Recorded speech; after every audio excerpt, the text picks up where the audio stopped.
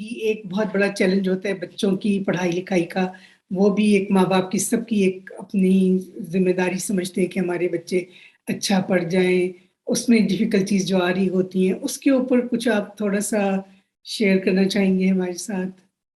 जी, ज़रूर। तो ये कि देखिए अ, यही बात आगे लेकर चलते हुए पाकिस्तान के अंदर एक ये कम से कम जब मैं वहाँ पर बड़ा हो रहा था, एक ये कॉन्सेप्ट होता था कि जो बच्चे पढ़ाई में अच्छे हैं, उनकी एक तो ये कि मिसालें दी जाती हैं हर जगह, हर घर में और कंपैरिज़न्स किए जाते हैं हुँ, कि आपका बच्चा अगर आपका नेफ्यू या आपके बच्चे का दोस्त या कोई और रिश्तेदार का बच्चा या जानने वाले बच्चा इज़ डूइंग गुड, तो उसकी कांस्टेंट कंपैरिजंस करते हैं पेरेंट्स बहुत सारे। मैं ये नहीं कहूँगा सब, मगर बहुत से पेरेंट्स ऐसे होते हैं जो कंपैरिजंस करते हैं कि भाई देखो फला-फला ने ये किया है या फला-फला ने वो किया है। और देखिए आपको कंपैरिजन मेरे हिसाब में नहीं करना चाहिए। हाँ, आप ये इन्फॉर्मेशन शेयर कर रहे हैं अपने बच्चे के साथ इन अ नॉन कंपैरिजन व्यू ज़रूर कीजिए। बिकॉज़ एक तरीका ये भी है कि भई आपका बच्चा जो है वो शायद इंस्पायर हो और एस्पायर करे उस तरह होने का। मगर अगर आप कंपैरिजन करेंगे कि अच्छा तुम क्यों नहीं कर रहे, वो क्यों नहीं कर रहे, तो बच्चा कहेगा यार अच्छा शायद उस बच्चे के अंदर एक जो कि मेरे हिसाब में मेरे ख्याल में मुश्किल से 1% बच्चों में होगा ये कि वो कहेंगे यार अच्छा ये बच्चा भी इतना ज़बरदस्त कर रहा है, अच्छा मैं भी बहुत ज़बरदस्त करूँगा। बच्चे इस तरह एक तो सोचते नहीं हैं। दूसरी चीज़ ये है कि हर बच्चे की कोई अपनी खूबी होती है, कुछ अपने एट्रिब्यूट्स होते हैं और कुछ अपनी रुकावटें होती हैं, कुछ उनकी एबिलिटी होती है और आप उनको इस तरह कंपेयर नहीं कर सकते। ना ही आप उनको इस तरह मोटिवेट कर सकते हैं कि भई फलाना-फलाना तो ये है, तुम क्यों नहीं हो? नहीं, आप अगर आपको इससे शेयर भी करना है तो आप बातों-बातों में कहिए कि भई फलाना-फलाना ने ये चीज़ की है, बड़ी हमें खुशी है, बड़ा उसने एक चीज़ अचीव की है, वो की है। इन ऐसे तरीके से कि आपके बच्चे को ये ना लगे कि जी मेरे वालिदैन जो हैं वो कंपेयर कर रहे हैं या मुझे कमतर समझ रहे हैं। सबसे पहली बात तो ये। दूसरी चीज़ ये है कि आप अपने हमारा जो कि माशरा है और वो तो बेशक पाकिस्तान में हो या वेस्ट में हो, कहीं भी हो, उसके अंदर एजुकेशन जो है, उसको इस तरह लिया जाता है, ख़ास तौर पे बल्कि हम पाकिस्तान, इंडिया वगैरह में कि भई अच्छा भई ये एक सेट नंबर ऑफ सब्जेक्ट्स हैं, ये एक सेट सिलेबस है, ये सेट ये वो है और हर बच्चे को ये करना है। बेशक एबिलिटी है या नहीं है, बेशक उसका रुझान उस तरफ है कि नहीं है और खास तौर पे हम लोगों का ये होता है कि हमारे एक सेट स्टैंडर्ड्स होते हैं कि भाई डॉक्टर, इंजीनियर, लॉयर, बैंकर, ये इस टाइप की कोई एक प्रोफेशनल वो चीज़ होनी चाहिए, वरना यू नो बेकार है, या वरना जो कि एक कॉमन पाकिस्तानी नोशन होता है कि ओ वरना तुम धक्के खाओगे सारी ज़िंदगी या ये करोगे, वो करोगे। कोई कॉन्सेप्ट ये नहीं होता कि अच्छा यार आप शायद आपका बेटा जो है वो या आपकी बेटी जो है वो डॉक्टर नहीं बनेगी, मगर एक फर्स्ट रेट आर्टिस्ट बन सकती है या एक फर्स्ट रेट म्यूजिशियन बन सकती है या फर्स्ट रेट इकोनॉमिस्ट बन सकती है। मगर ये कि आपके अगर दिमाग में चढ़ा हुआ नहीं जी बस डॉक्टर ही बनाना है इसको, तो ये तो डॉक्टर ही बनेगी या डॉक्टर ही बनेगा। मेरे वालिद जो थे वो मुझसे हमेशा वो बचपन से कहते थे कि बेटा वो तुम्हें काम करना चाहिए जो कि at the end of the day तो ये सोचो कि तुम्हें अपनी सारी रेस्ट ऑफ योर लाइफ तुम वो करना चाहते हो। कोई ऐसा काम करेंगे, इसकी गारंटी नहीं है कि तुम वही काम करोगे वाकई में सारी उम्र, मगर जो कॉन्सेप्ट है उसको तुम्हें ये सोच के जाना चाहिए कि यार अच्छा मैं अगर अकाउंटेंट बनना चाह रहा हूँ कि can I live with myself being an accountant कि एंड पसंद भी है वर्किंग कि एज एन नहीं? अकाउंटेंट हाँ, for the rest of my life. कम से बिल्कुल। कम इनिशियल आपकी वो तो ये होनी चाहिए ना कि हाँ यार मैं इस काम को इतना एंजॉय करता हूँ कि मैं ये करूँगा। तो और दूसरी चीज़ वो मुझसे हमेशा ये कहते थे कि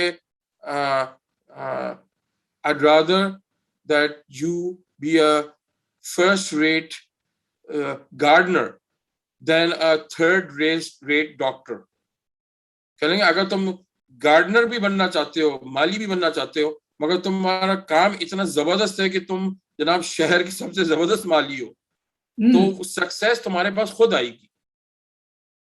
ये चीज बिल्कुल नहीं सही बात है। सोचना चाहिए कि यार अच्छा नहीं, मैं अगर डॉक्टर नहीं बना या इंजीनियर नहीं बना तो मैं, मेरी जिंदगी जो है वो बर्बाद है, या मेरे इंटरेस्ट कहीं और लाया करते हैं, मगर मुझे यही करना है काम। आप यकीन कीजिए, मेरे बहुत से दोस्त हैं जो कि फर्स्ट रेट डॉक्टर्स हैं, सर्जन्स हैं। एक मेरा दोस्त है बचपन का, लिटरली मेरी नर्सरी से मेरे उसके साथ हम्म, दोस्ती है, उसका नाम मैं नहीं लूंगा, अमेरिका में है वो, बड़ा हम्म, ही कामयाब डॉक्टर है यार। हम्म, मगर बेतहाशा उसका शौक है लिटरेचर में, लिखने में, लिखता भी बेतहाशा जबरदस्त है वो। और उसका उसका शौक और उसका जो कि जहन है वो सारे वक्त लिटरेचर में रहता है। और वो मुझसे ही कहता है, कहना यार मेरे वालिदैन ने मुझे फोर्स किया कि मैं डॉक्टर बनूं। हाँ, ये एक मेरे लिए आमदनी है वो, मगर मैं रोजाना जो है यही अपने आप को मैं वो कहता हूँ कि नहीं यार, ये मुझे बस ये काम करना है, I want to do this करने। हालांकि मैंने इसमें बेतहाशा मेहनत की है, बहुत सक्सेस भी हासिल की है, मगर मेरा दिल जो है वो ये है कि काश मैं एक राइटर होता, काश मैं उस तरफ जा क्योंकि वो सकता। पैशन, उसकी एबिलिटी अल्लाह ने उसको हाँ, एक राइटर के लिए दी उसको थी, और बिल्कुल, और क्रिएटिविटी। उसके अंदर वो सलाहियत भी है कि वो एक बिल्कुल। वाकई में एक अच्छा राइटर होता या ऑथर होता, अगर उसको वो उस तरह डेवलप होता और लिटरेचर पढ़ता जाके इंस्टेड ऑफ मेडिसिन। तो एक तो ये कि आप अपने बच्चों को वो पिजन होल मत कीजिए कि भाई इसको करना ही है। आजकल के दौर में आपने देखा है कि ये इंटरनेट के दौर में, सोशल एप्स के दौर में, लोग जो हैं वो मुख्तलिफ तरीकों से मिलियनियर्स बन गए हैं, अगर पैसे ही आपका पैशन है। कि ये चीज नहीं थी कि भाई वो जो कि कन्वेंशनल तरीका था कि जी सिर्फ डॉक्टर, इंजीनियर, लॉयर, ये वो जो हैं वो ही पैसा कमा सकते हैं या सोशली एक्सेप्टेबल हो सकते हैं। अब जो है वो बहुत से दूसरे तरीके जो है लोगों ने अपनाए हैं, to create wealth, to create a career. तो ये कि आप देखिए कि आपके बच्चे का इंटरेस्ट किस तरफ है, क्या करना चाहता है या करना चाहती है। दूसरी चीज ये कि अगर आपके बच्चा जो है वो स्कूल में आप देखें कि हमारा बच्चा अच्छा परफॉर्म नहीं कर रहा है, यानी तो उसकी तह तक पहुंचिए कि क्या वजह है इसकी। ये कहना कि ओ ये बच्चा नालायक है या ओ इसको तो शौक ही नहीं है पढ़ने का, यानी देखें ये चीज नहीं है। किसी को ये नहीं होता कि खासतौर पर बच्चों को कि भाई बाकी वो एक ऐसे एनवायरनमेंट में जहाँ पढ़ाई हो रही है वो और दूसरी चीजें हो रही हैं उनको बिल्कुल शौक ही ना हो। हाँ, वो ऐसे बच्चे आप देखेंगे कि वो क्लासरूम में है मगर उनका दिमाग है कम्प्लीटली टर्न्ड ऑफ, वो बिल्कुल अटेंशन नहीं पे कर रहे हैं, वो कुछ नहीं। क्या वजह है? ये नहीं कि उनको शौक नहीं है, वो उनके दिमाग ने वो टर्न ऑफ इसलिए कर दिया बिकॉज या तो उनको समझ में नहीं आ रहा कि क्लास में क्या हो रहा है, या वो इतने बोर हो गए हैं अपने क्लास के एनवायरनमेंट से कि आप उस पर कॉन्सेंट्रेट नहीं कर पा रहे हैं, या उनको उनके पास वो एबिलिटी जो है सीखने की वो कोई किसी तरीके से हिंडर हुई हुई। तो आप ये इसकी कोशिश करके पता करिए कि क्या इसकी वजह है। और उसकी वजह ये भी हो सकती है, देखिए आप, एक तो ये कि अगर आप अपने बच्चे के साथ ओपन कम्युनिकेशन रखेंगे तो आप देखेंगे कि भाई क्या वजह है। अच्छा भाई मुझे मैथ्स नहीं पसंद, मुझे इंग्लिश नहीं पसंद, या मुझे साइंस नहीं पसंद। अच्छा भाई आप क्यों नहीं पसंद? अच्छा, बहुत सारी चीजें जो कि नापसंद है ना जिंदगी में हमारे लिए एज अडल्ट भी, बहुत सी चीजें नापसंद होने की। और मैं आपको अपनी एग्जांपल देता हूँ कि मुझे आर्ट्स का बेतहाशा शौक है, पेंटिंग, स्कल्पचर, ये वो। मैंने कई साल म्यूजियम्स के अंदर वॉलंटियर भी कर चुका हूँ एज म्यूजियम गाइड्स वगैरह, जिसमें मैं अपने वर्क्स ऑफ आर्ट वगैरह प्रेजेंट करता था। एक चीज जो मुझे हमेशा बुरी लगती थी म्यूजियम्स के अंदर, वो थे कंटेम्प्रेरी आर्ट, जो कि मॉडर्न आर्ट है। कि मैं कहता था यार ये क्या बकवास है, ये तो मैं भी कर सकता हूँ, ये जो कि ये इस करके लाइनें ये कर दी हैं, ये तो मैं भी बना सकता हूँ, ये तो मैं भी कर सकता हूँ। और मुझे पसंद ही नहीं था कंटेम्प्रेरी आर्ट, मॉडर्न आर्ट। तो फिर एक दिन मैंने कहा यार अच्छा ठीक है, ये मुझे बिल्कुल पसंद नहीं। अच्छा, उसकी मैं कोई वर्क्स ऑफ आर्ट प्रेजेंट भी नहीं करता था जाके उस सेक्शन में। एक दिन मैंने कहा यार अच्छा मुझे क्यों नहीं पसंद है, क्या वजह है, let me go and see, let me read more about this, let me find out more about. तो मुझे एहसास हुआ कि मुझे इसलिए, जब मुझे उसके पीछे उसकी थ्योरी समझ में आई, उसके कॉन्सेप्ट समझ में आया, तो बहुत सारी, ये नहीं कि मुझे हर मॉडर्न आर्ट के पीस सडनली बहुत ही जबरदस्त लगना शुरू हो गए, मगर मुझे बहुत सारे पीसेस पसंद आने शुरू हो गए, समझ आने शुरू हो गए। और क्या वजह थी मेरी उसको डिसलाइक की, कि मैं उसको समझ ही नहीं पा रहा था शुरू में, मुझे पता ही नहीं था। कभी कभी the fear of the unknown, या द फियर, अभी मैं वर्ड यूज कर रहा हूँ फियर, कहीं मतलब नहीं कि आप डरे हुए हैं वाकई में, मगर अनकॉन्शियसली आपको किसी चीज के बारे में पता नहीं होता और आपको डिसलाइक करना शुरू पॉजिटिवली होता है। कनेक्ट नहीं कर पा रहे होते, ना उसको समझ पा रहे होते। जैसे मैथ्स का बिल्कुल सब्जेक्ट है, पाकिस्तान में बिल्कुल जिससे पढ़ाए जाते हैं, तो वो बच्चा समझ ही नहीं रहा होता कि ये तो मेरी रोजमर्रा की जिंदगी में मैं इसको इस्तेमाल कर रहा हूँ। लेकिन जब वो उसमें करता है थ्योरेटिकली कॉपी पेंसिल पर या ब्लैक बोर्ड पर, तो वो इतना डिस्टेंस उसके साथ वो होता है कि उसको समझ नहीं होती कि ये रोजमर्रा की चीज है। बिल्कुल बिल्कुल बिल्कुल सही कहा आपने।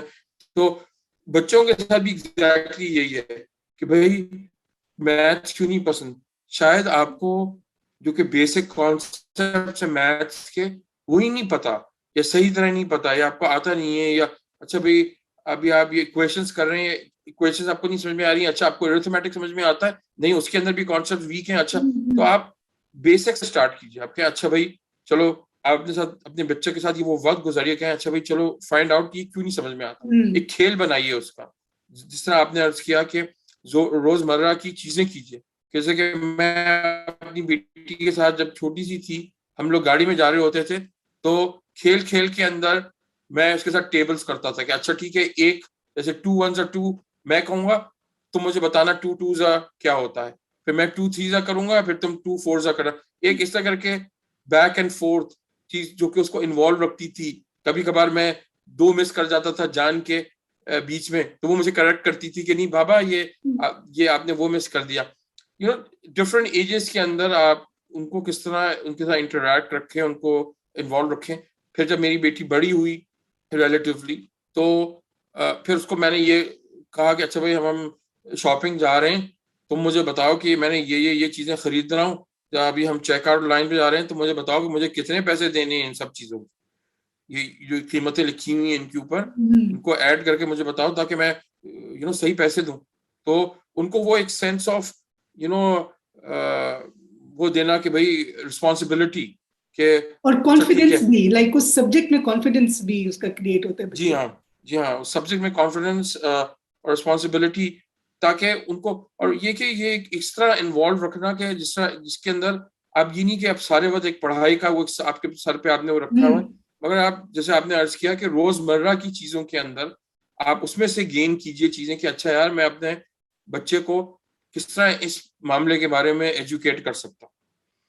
तो इसी तरह बुक्स वगैरह पढ़ने का वो कि जो किताबें मैंने पढ़ी थी जब मैं छोटा था, या उस उम्र का था जिसपे उम्र में मेरी बेटी है, मैं उसको वो कई दफा वो किताबें पढ़ने के लिए दी हैं। हमने कहा अच्छा ठीक है, फिर हम डिस्कस करेंगे कि तुम्हारा क्या नजरिया है इसका, और मैं बताऊंगा कि मेरा क्या नजरिया है।